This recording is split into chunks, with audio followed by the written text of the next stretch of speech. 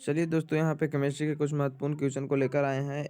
एक question twelfth या एक क्वेश्चन उन स्टूडेंट के लिए है जो 2021 में देने वाले एग्ज़ाम है, उनके लिए बहुत ही फायदेमंद होगा। केमिस्ट्री के कुछ यहाँ पे VBI क्वेश्चन को लेकर आए हैं। तो चलिए इन सारे क्वेश्चनों को करते हैं बारी बारी से, एक एक करके। तो यहाँ पे पहला क्वेश्चन बोला जा रहा है कि एक फैराडे विद्युत कितने कूलाम के बराबर होता है। इंग्लिश में लिखा हुआ है 1 faraday electricity is equal to how much coulombs. यानी 1 फैराडे विद्युत कितने कूलाम के बराबर होता है। यहाँ पे 4 ऑप्शन दिया हुआ है। 96,500, बी में दिया है 96,550, सी में दिया हुआ है 96,000 और डी में दिया हुआ है 95,500। तो 1 फैराडे विद्युत कितने कूलाम के बराबर होता है, तो इसका एक का करेक्ट आंसर हो जाएगा 96,500। 96,500। दूसरा क्वेश्चन बोला जा रहा है कि लोहे का मुख्य अयस्क क्या है। चीफ और of iron is. Question number 2 बोला जा रहा है लोहे का मुख्य अयस्क है चीफ और ऑफ आयरन इज। पहला ए में दिया हुआ है मेग्राटाइट, बी में दिया है सिडेराइट, सी में दिया हुआ है हेमेटाइट और डी में दिया हुआ है ऑल। तो दो का यहाँ पे करेक्ट आंसर हो जाएगा लोहे का मुख्य 3 अयस्क है, यहाँ पे दिया हुआ है तीनों। तो यहाँ पे इसका करेक्ट आंसर डी हो जाएगा, जो कि मैग्नेटाइट हो जाएगा, सिडेराइट और हेमाटाइट, तीनों हो जाएगा। चलिए नेक्स्ट क्वेश्चन को देखते हैं। नेक्स्ट क्वेश्चन बोला जा रहा है एल्कोहल बनने में एल्केन के एक हाइड्रोजन को किस ग्रुप द्वारा प्रतिस्थापित किया जाता है। क्वेश्चन नंबर 3 बोला जा रहा है एल्कोहल बनने में एल्केन के एक हाइड्रोजन को किस ग्रुप द्वारा प्रतिस्थापित किया जाता है। क्वेश्चन नंबर 3 है alcohol is formed when one of the hydrogen of alkene is replaced by. तो इसका ए में है हाइड्रोक्सिल हाइड्रोक्सिल ग्रुप, बी में है एल्डिहाइड ग्रुप, सी में है कार्बोक्सिल ग्रुप और डी में है क्लोरो ग्रुप। तो क्वेश्चन नंबर 3 का करेक्ट आंसर हो जाएगा हाइड्रोक्सिल ग्रुप। क्वेश्चन नंबर 3 का correct answer hydroxyl group. Question number 4 बोला जा रहा है कि संक्रमण तत्वों को और भी नाम से जाना जाता है। क्वेश्चन नंबर 4 क्या बोला जा रहा है, या संक्रमण तत्वों को और भी नाम से जाना जाता है। Transition elements are known as. A में एस ब्लॉक का तत्व, बी में पी ब्लॉक का तत्व, सी में डी ब्लॉक का तत्व और डी में एफ ब्लॉक का तत्व। तो क्वेश्चन नंबर 4 का करेक्ट आंसर यहाँ पे हो जाएगा सी बोले तो डी ब्लॉक का तत्व, यानी डी ब्लॉक का एलिमेंट्स। क्वेश्चन नंबर 5 को चलिए देखते हैं। तो क्वेश्चन नंबर 5 बोला जा रहा है कि कार्बोहाइड्रेट जो जलांशित होकर तीन से लेकर 10 मोनोसेडेराइड इकाई प्रदान करते हैं। कार्बोहाइड्रेट जो जलांशित होकर 3 से लेकर 10 मोनोसेडेराइड इकाई प्रदान करते हैं उसे कहा जाता है। तो carbohydrate which yields 3 to 10 monosaccharide units 1 hydrolysis is called. A में दिया हुआ है मोनोसेकेराइड, बी में दिया हुआ है डाइसेकेराइड, सी में दिया हुआ है ओलोगोसेकेराइड और डी में दिया हुआ है पॉलीसेकेराइड। तो क्वेश्चन नंबर 5 का करेक्ट आंसर यहाँ पे हो जाएगा ओलोगोसेकेराइड, ओलोगोसेकेराइड। क्वेश्चन नंबर 6 क्या बोला जा रहा है, बुना एन तथा बुना एस आर। क्वेश्चन नंबर 6 बोला जा रहा है बुना एन तथा बुना एस है। इसका इंग्लिश बुना एन और बुना एस आर। तो क्वेश्चन नंबर ए में है प्राकृतिक रबर, बी में है संश्लेषित रबर, सी में है लैक्टेस और डी में है पॉलीथीन। तो क्वेश्चन नंबर 6 का करेक्ट आंसर यहाँ पे हो जाएगा संश्लेषित रबर, सिंथेटिक रबर। बुना एन और बुना एस आर सिंथेटिक रबर यानी संश्लेषित रबर है, इसका करेक्ट आंसर हो जाएगा। चलिए नेक्स्ट क्वेश्चन पे चलते हैं। तो क्वेश्चन नंबर 7 बोला जा रहा है कि पेट में अत्यधिक अम्ल को बनने से रोका जा सकता है। क्वेश्चन नंबर 7 बोला जा रहा है पेट में अत्यधिक अम्ल को बनने से रोका जा सकता है। Over production of acid in stomach can be controlled bye.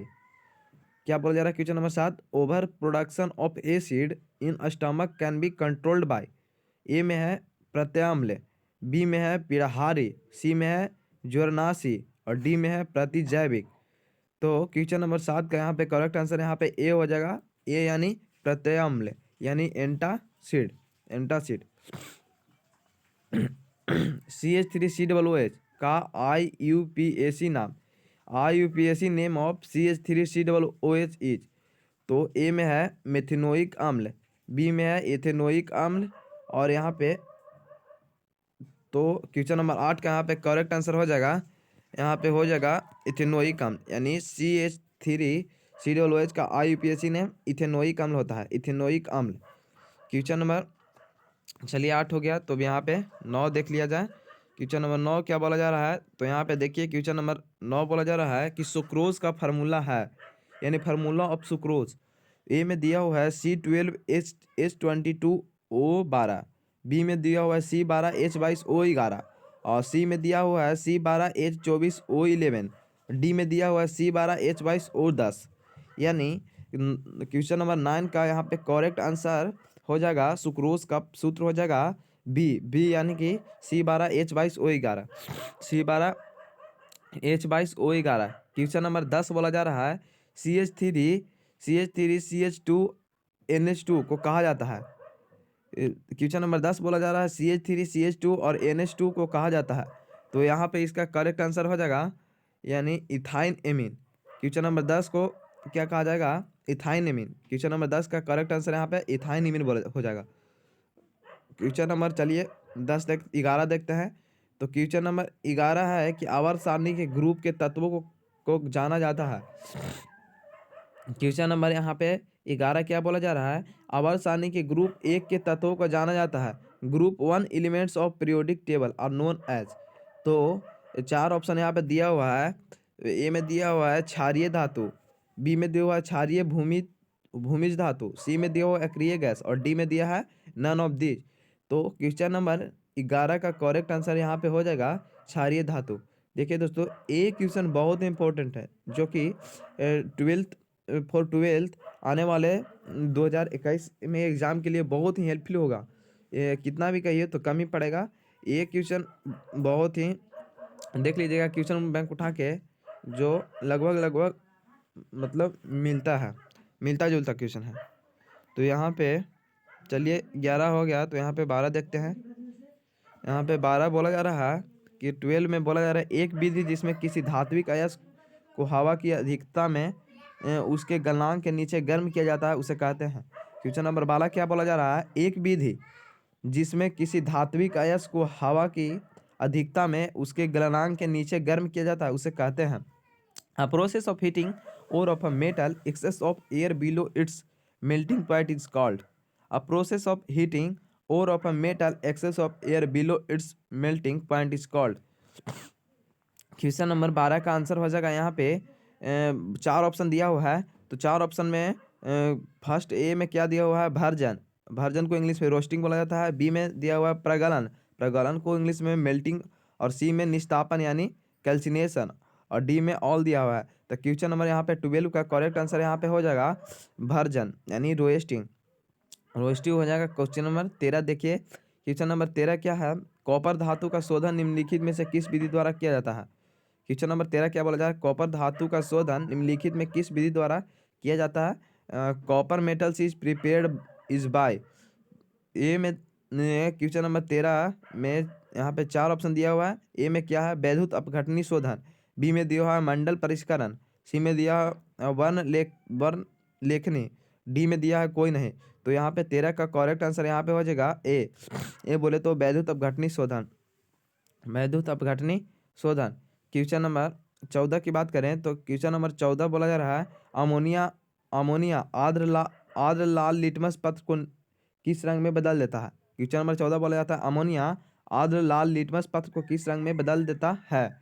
Ammonia change the most red litmus paper into. 4 option यहाँ पे है, ए में नीला है, बी में ग्रीन है, सी में ब्लैक है, डी में वाइट है।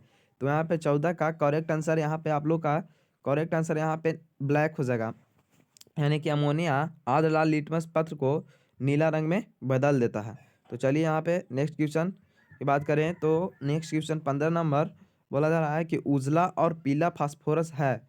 तो यहाँ पे उजला और पीला फास्फोरस क्या है, तो यहाँ पे उजला और पीला फास्फोरस बोला जा रहा है white and yellow phosphorus is.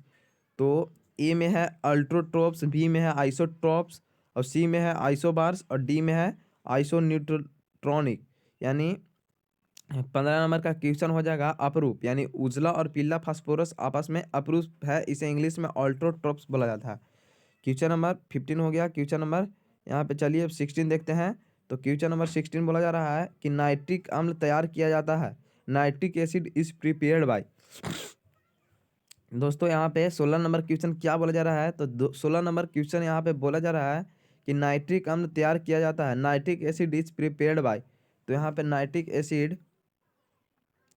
Acid prepared by, तो यहाँ पर ए में हो जाएगा संपर्क विधि, बी में हो जाएगा ओस्टवाल विधि, सी में हो जाएगा प्रकाश संश्लेषण और डी में हो जाएगा हेबर विधि। तो यहाँ पे क्वेश्चन नंबर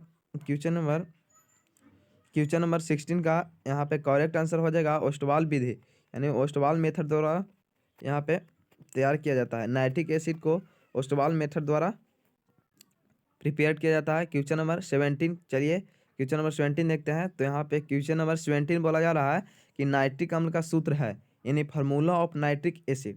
क्वेश्चन नंबर 17 बोला जा रहा है फार्मूला ऑफ नाइट्रिक एसिड। तो नाइट्रिक एसिड का यहाँ पे करेक्ट आंसर हो जाएगा HNO3। नाइट्रिक अम्ल का फार्मूला होता है HNO3। यहाँ पे करेक्ट आंसर यहाँ पे ए हो जाएगा, और भी दिया हुआ है जो कि आप लोग का यहाँ पे correct answer HNO3 A correct answer हो जाएगा।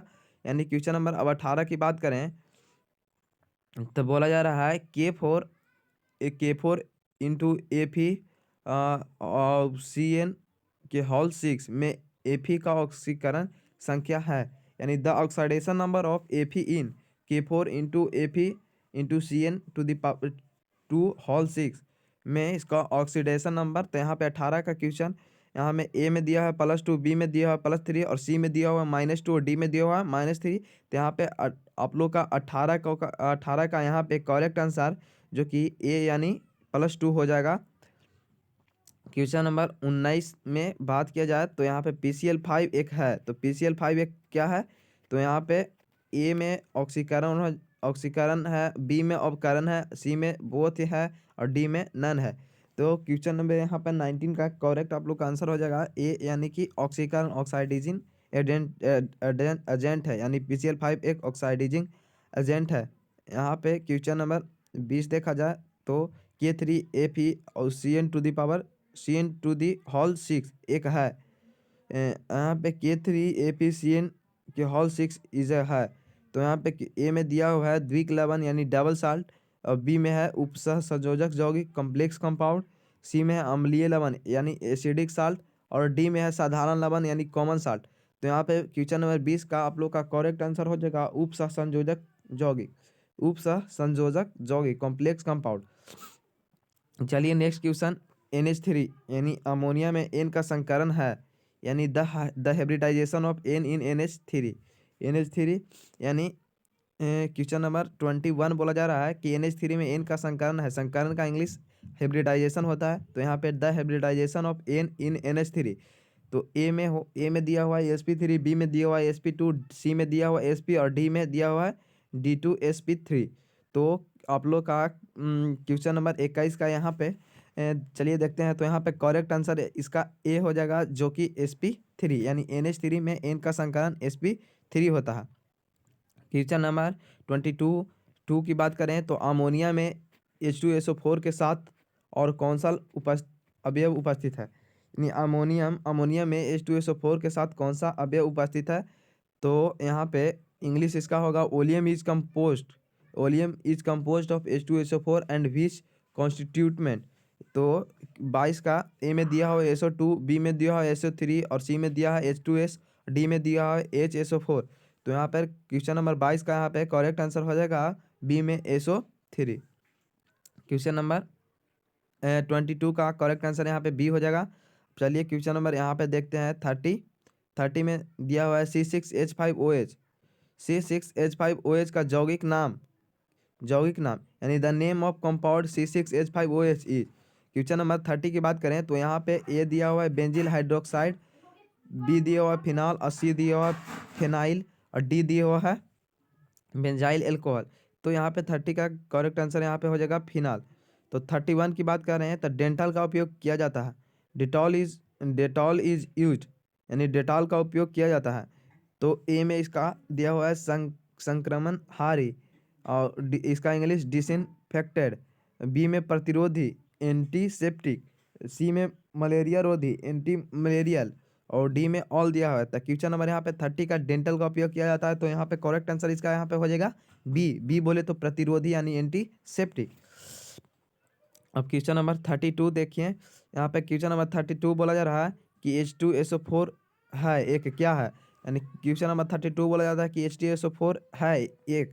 तो ये क्वेश्चन नंबर 32 में ए में दिया हुआ है द्विभाषमिक अम्ल यानी डाइबेसिक एसिड, बी में एकल भाषमिक अम्ल यहाँ पे मोनोबेसिक एसिड, सी में एकल अम्लीय भस्म यानी मोनो एसिड बेसिक और डी में द्विअम्लीय भस्म यानी die acid base.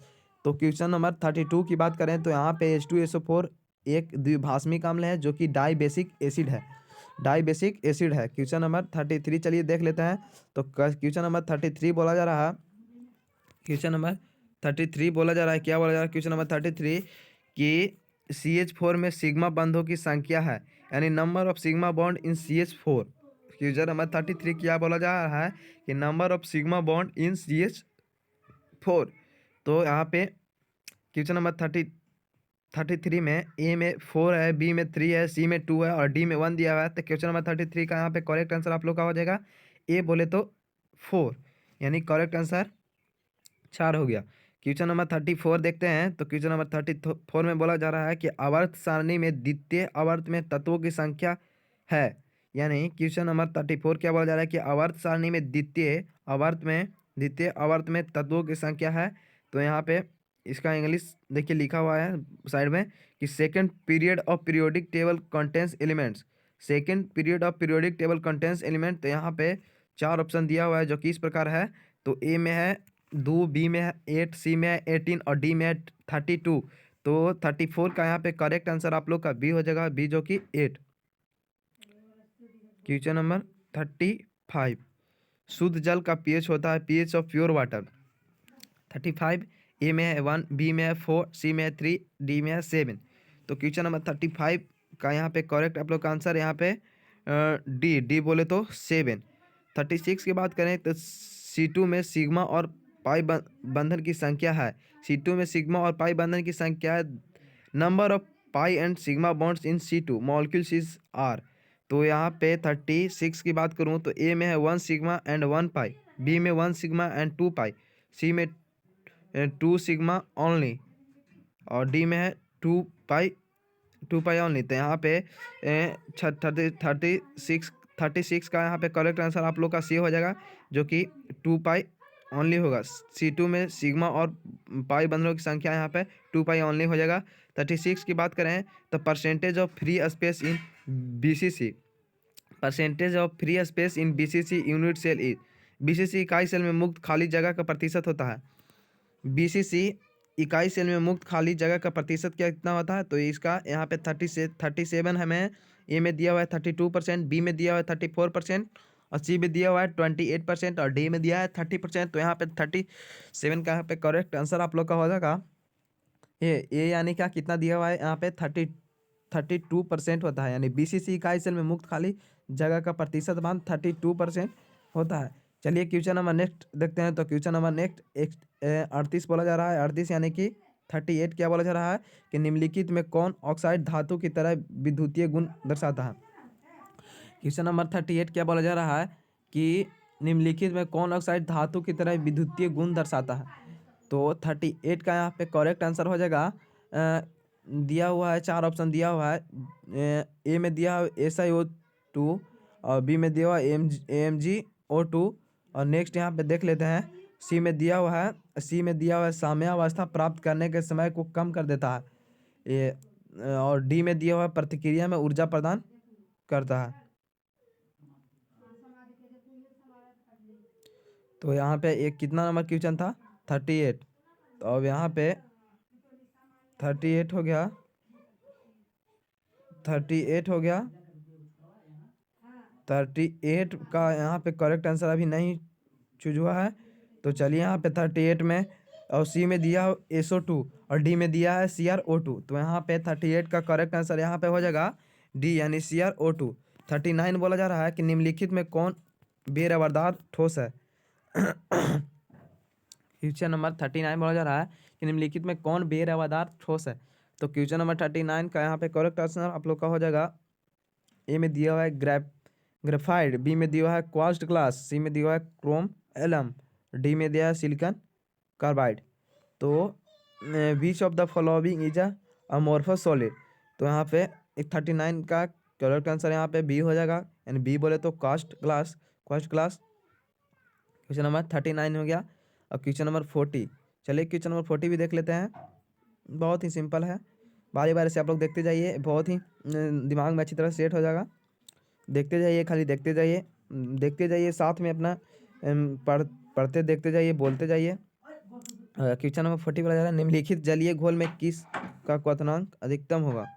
Which of the following of aqua solution will have maximum boiling point.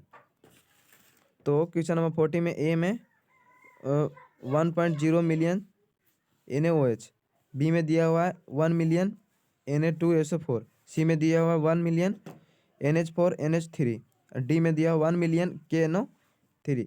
तो क्वेश्चन नंबर 40 का करेक्ट आंसर यहाँ पे बी हो जाएगा, यानी 1 मिलियन Na2SO4।